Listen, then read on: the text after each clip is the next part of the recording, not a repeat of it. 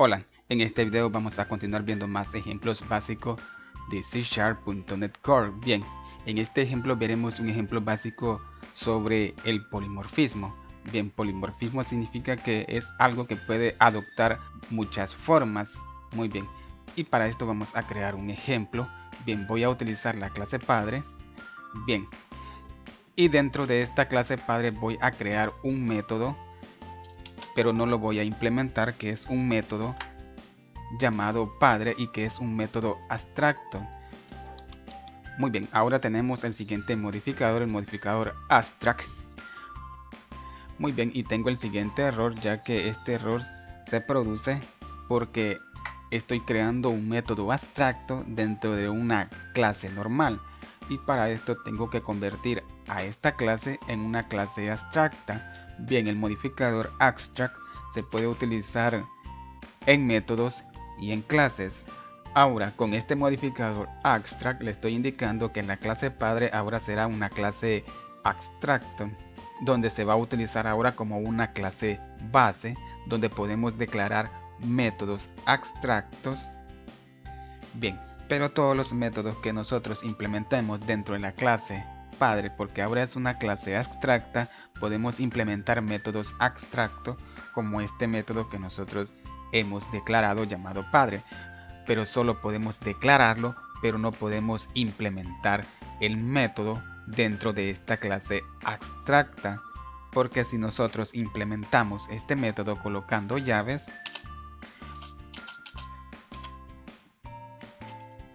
como pueden observar me marca un error, porque esta clase es una clase abstracta y este método es un método abstracto y por lo tanto no puede ser implementado dentro de esta clase, solo puede ser implementado en las clases que hereden de esta clase padre, o sea en las subclases.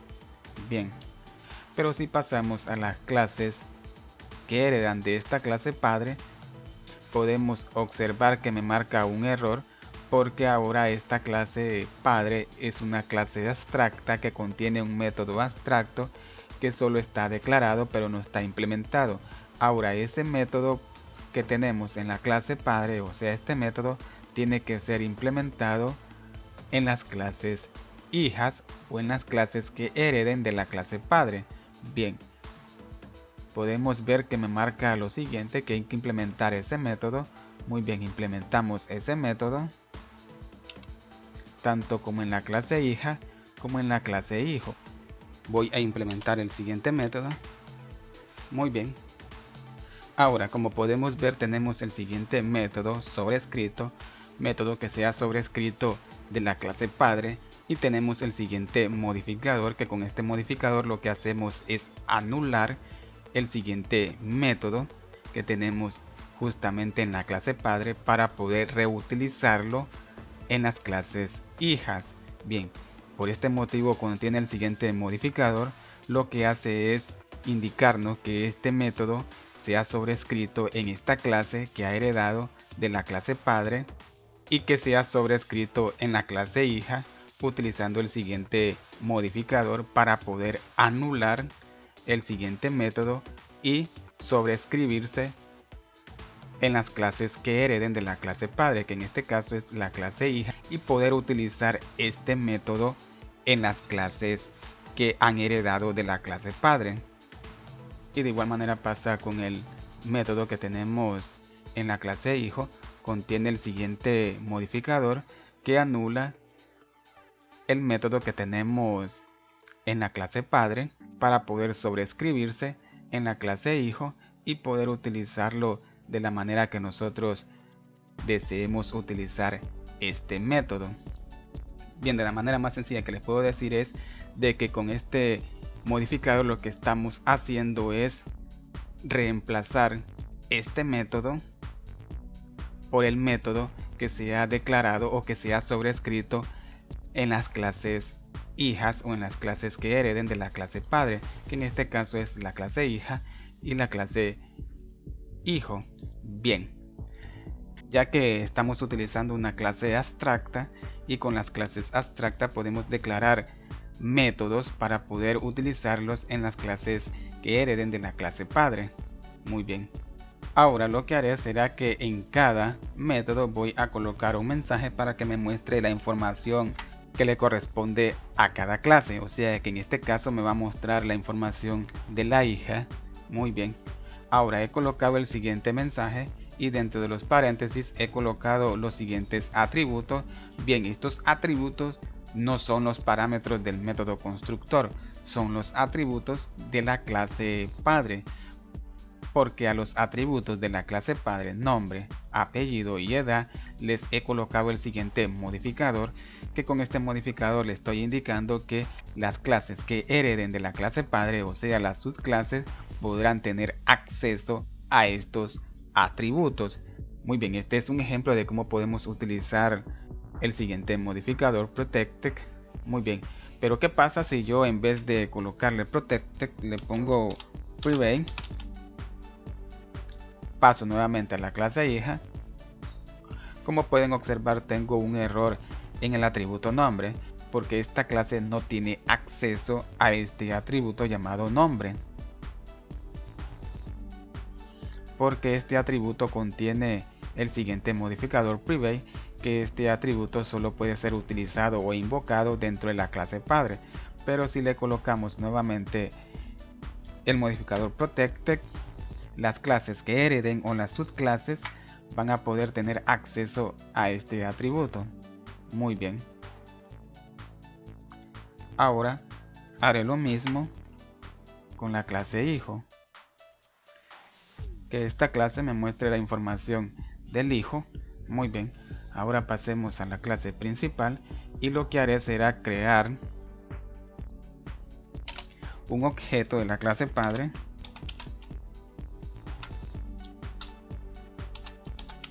Lo llamaré padre.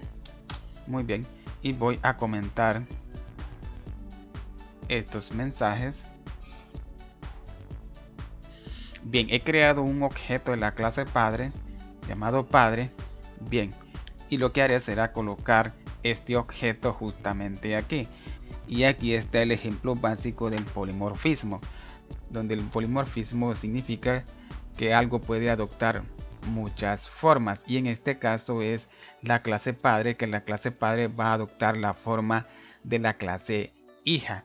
Pueden observar que tenemos un objeto de la clase padre, no es un objeto de la clase hija, y aquí podemos asignarle la instancia de la clase hija. Esto significa que este objeto está conteniendo lo que es la instancia de la clase hija, y la clase padre está adoptando la forma de la clase hija. Y esto significa que con este objeto podemos invocar los métodos que tengamos en la clase hija, pero este objeto le pertenece a la clase padre. Pero como estamos adoptando la forma en la clase hija, podemos obtener el método que tenemos dentro de esa clase.